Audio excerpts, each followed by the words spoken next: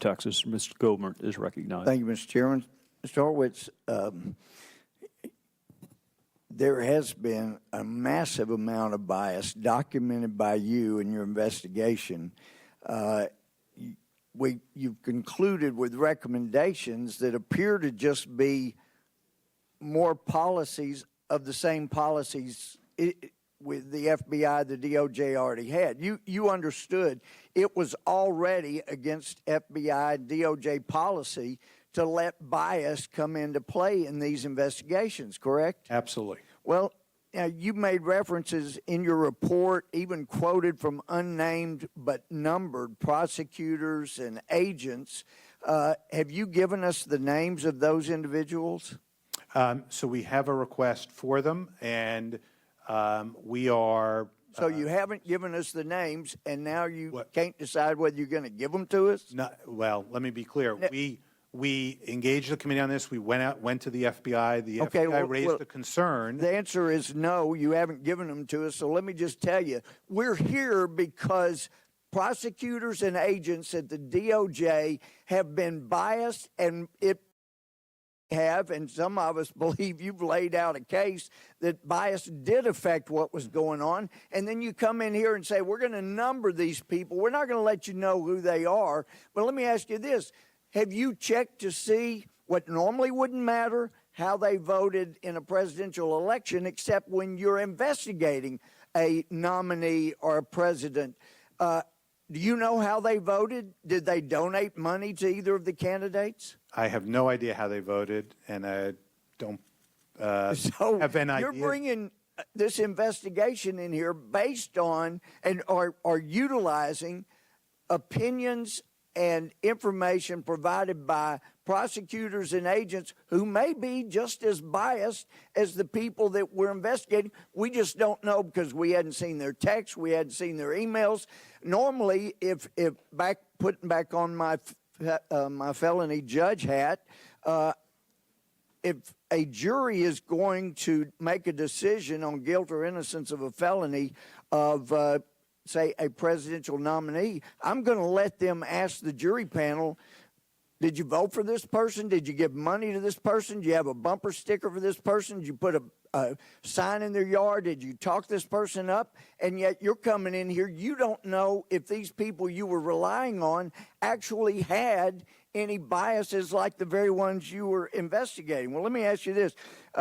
Among the supervising special agents you referenced and the prosecutors, do you have any idea of the percentage that may have voted for Hillary Clinton? We did not ask people who voted. Well, let me tell you, I know my friend Mr. Nadler had referenced, said, oh, you know, a big organization like that's probably just as many people supported Trump. When I heard Newt Gingrich yesterday said the fact is 97% of the people in the DOJ that donated to Democrats. 97%.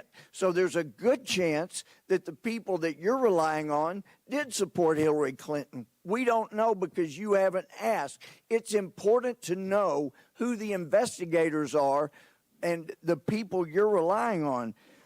You mentioned in here in the report about Strzok and the relationship that he mentions with Judge Contreras. Do you know why Judge Contreras was recused, was removed from the Mike Flynn case? I don't know why he was recused. Or is that something you would investigate? It's not within the scope of this investigation.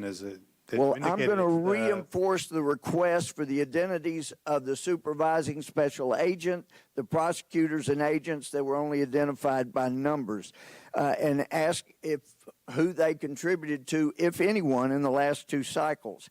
Now, in your report, you said the SSA told us that the FBI did not consider Pagliano as a subject or someone to prosecute in connection. But this guy set up the unsecured server, as I understood it. This is a guy that you had a lay-down case, or the DOJ did, and yet they don't use that leverage. They don't treat him like they did Manafort or any of these other people. The DOJ had leverage, and this is where bias came into play. They didn't go after him. You said the SSA told us he believed Combetta should have been charged with false statements, yet nobody charged him. And why? Because bias played a role. I understand when you have an investigation, you like to give something, a little something to both sides, makes you feel good. You gave us hundreds of pages of bias, but the conclusion was just, I'm sorry, whether it was subconscious or conscious, you had a little throwaway to go to the Democrats. But the fact is, bias is all the way through this, and I'm sorry that you were not able to see that with what is very obvious from your evidence. I yield back. Gentleman's time has expired. The gentleman from New York, Mr. Jeffries, is recognized. Would you like to respond, Mr. Horowitz? Can I just finish on the identity issue, just so the record's clear on that? We were asked to, two things. When we write a report, we obviously comply with the Privacy Act and the other laws Congress has in place on who we can speak to and who we can't. That's the first step we do here. Much like what we lay out here with the criticisms of folks who didn't follow the rules and the norms and the law, we followed that.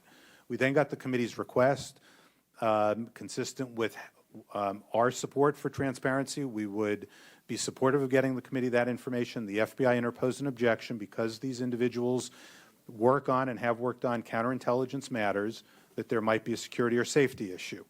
That's what we've talked to the committee about. We're happy to facilitate that issue with the committee and the FBI, but that's the objection was raised, what's today, Tuesday, Monday, I think it was, by the FBI. Mr. Chairman, to clarify my request, it was not for anything to do with any counterintelligence. Don't want to know anything about that, just who worked on this matter. But that was, I think the request